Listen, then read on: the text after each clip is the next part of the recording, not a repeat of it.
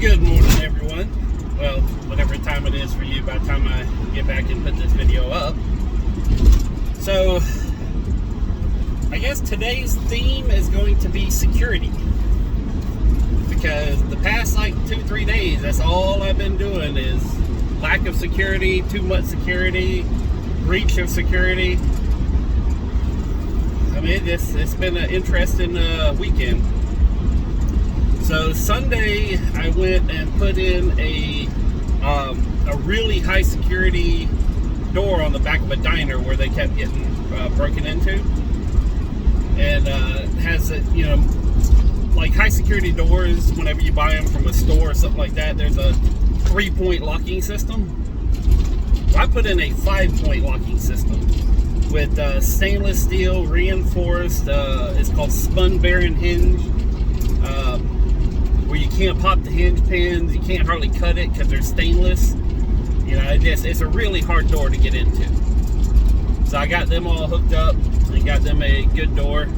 And for them just to buy a door, not my door, but just to buy a door, was around $1,000. And I did my upgraded door, installed everything for $1,000. So they got the hook up.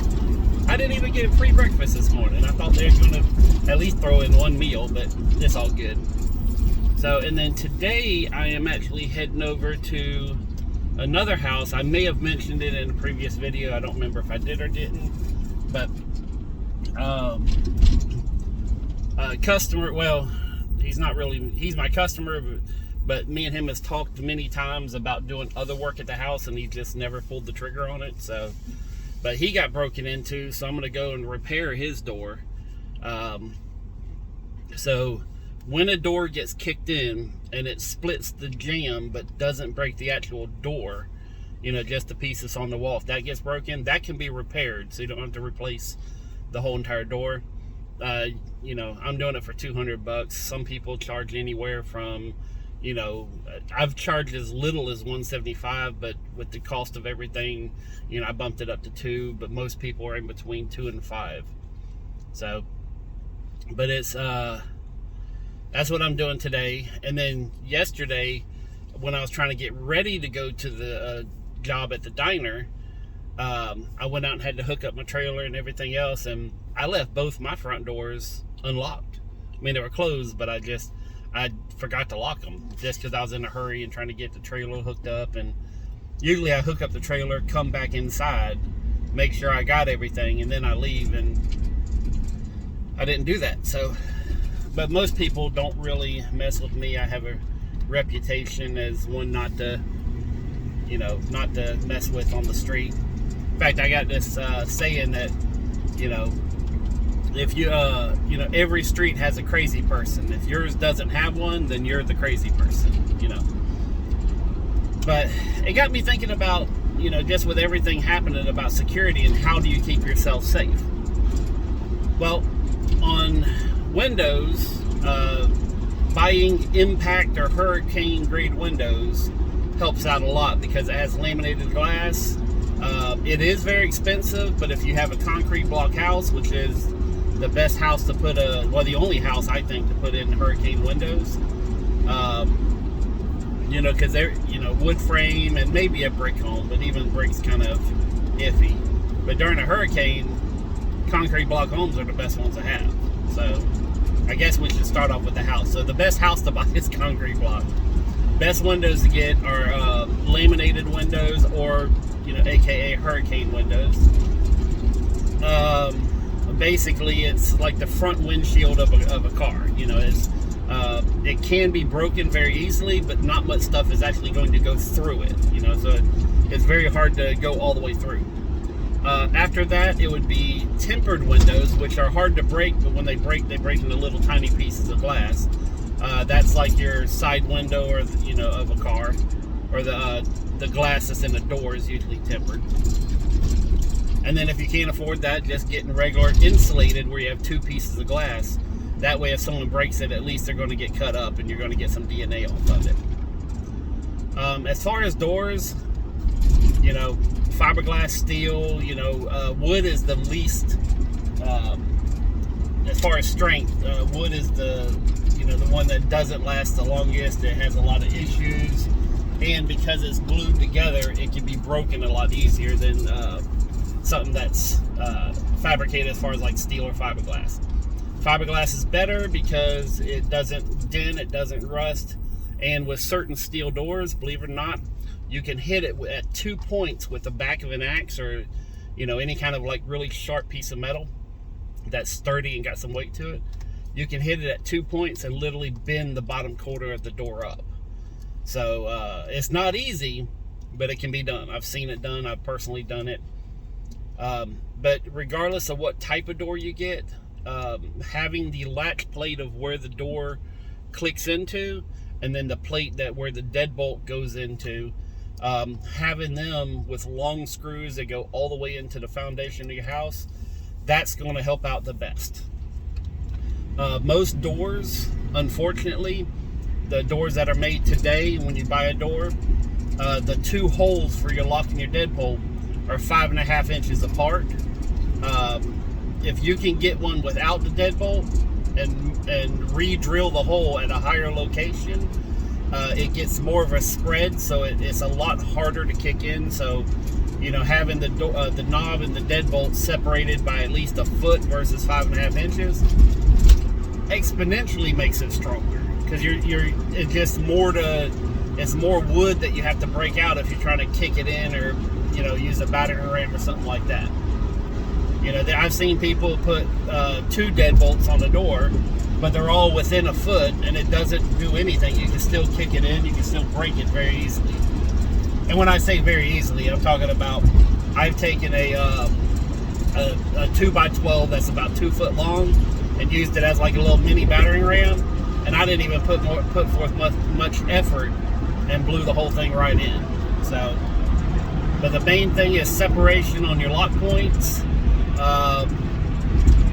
You know, making sure that your lock points are securely fastened, because they come with little tiny screws, and you need like at least 2.5 to 3 inch screws. So, and then the biggest security is big dogs that go woof. You know, I mean, that always helps out, because most criminals aren't going to break into a house that has a very large dog. And then if you don't want to, you know, have a dog in your life, then your next best form of security is the lack of advertising.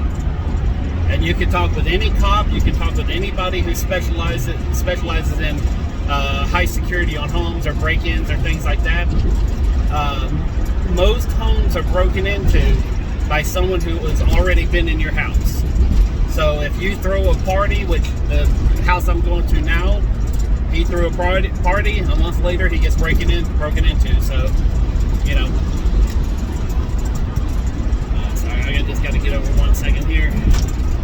All right, but if you go out and buy a big screen TV or a new computer, or you know, make sure you cut up the box and put it inside of a trash bag. You know, I know that temporary inconvenience of having to take out scissors or a razor knife or rip the box up, or however you want to do it. That minor inconvenience, you know, keeps people from knowing what you have to break into. You know, limit the number of people that come into your home. Ooh, I just realized there's rattling back there. I apologize if you can hear that. But it's, you know, the lack of advertising, not having people coming over your home, including family members. I know that's you know, it's kind of difficult to hear, because you think my family would never, you know, do that, but you'd be surprised. In fact, I talked to a cop, he says most of the time when they catch a thief, it's friends and family. You know, not all the time, but most of the time it's friends and family, or, you know, you had a social gathering at your house and someone kind of cased your house while they were there, you know. And maybe it's opportunity, maybe it's the lack of all the other things I talked about as far as security wise. You know, like my house, I feel, is fairly secure. You know, I do have some bulletproof windows. The ones across the front are bulletproof. The ones, and that's for a reason, is the house that I bought had a very interesting past. But the The back windows are all hurricane laminate windows. I have 2 back doors. I have a high security storm door with the laminate glass. Then I have a reinforced steel door behind that. And then my front door going in is what's called a spider door. And it's actually a high security door. You can look them up, but they're basically bulletproof. And then I have another front door in front of that. So, you know, I got this little house that's very, very tiny, and yet I got 4 entry doors, you know, 2 in the front, 2 in the back to get through. And for what I keep in the house, anybody that wants to go through all that is going to be wasting their time. And cameras and everything else, so, you know, I get to know what's going on and see you whenever you break in. I just realized I'm not entirely sure where I'm at. And the one, actually, you know, I'm not even going to talk about that. But no, the main thing is, you know, if someone doesn't know what you have and someone's not aware of how your house is laid out or decorated, that's going to give you more security, because the not knowing puts more fear into people than knowing and then taking a risk after they know, if that makes any sense. Hopefully that makes sense. So, but anyways, that's my little spiel on security is, you know, and there's other things. You can get cameras, you can get alarm systems, which alarm systems only let you know after someone's already done it. You know, my thing is, make it to where people don't even want to break into your house. You know, make it to where they don't know, so they like, I'm not going to waste my time because I have no idea, you know, what's in here, if it's even worth going into and risking going to jail or being shot, you know, because here in Florida you will get shot breaking into some homes. And one other thing I'd like to add at the end is chaos theory.